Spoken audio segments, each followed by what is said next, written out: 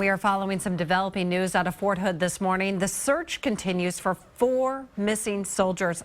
5 soldiers are dead. Yeah, they were all in a tactical vehicle that was swept away at a low water crossing at the post yesterday during a training exercise.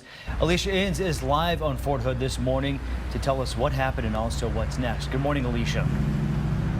Good morning, John and Kate. Yes, I know this has been some very tragic news out of here. 12 soldiers were in that truck. 3 of them were able to be rescued, but the work is not done here. 4 of those soldiers are still missing. We do expect to get an update from officials today on how those search efforts are going and maybe a bit more details about what happened out here. I want to talk about, though, what we do know in this situation. It happened at Owl Creek Park around 11:30 yesterday morning. That's on the very edge of the post here.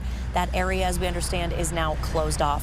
Fort Hood is not releasing much information or any specific details just yet, but they do say the soldiers were doing some sort of training in a very heavily wooded and rugged terrain.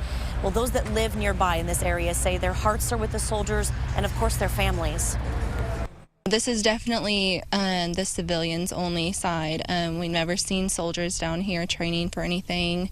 Definitely devastating.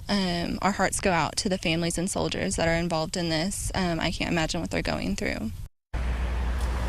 Now, local and state agencies have been helping in this search. They're using aircraft, K-9 search teams, heavy ground equipment, as well as swiftwater rescue watercraft to all help and try and find these other soldiers. We do understand that the identities of these soldiers that were involved in this will not be released until 24 hours after the next of kin have been notified. Again, we're going to keep a close tabs on what's happening out here and bring you any new updates as soon as we get it. Kate, John, I'll send it back to you.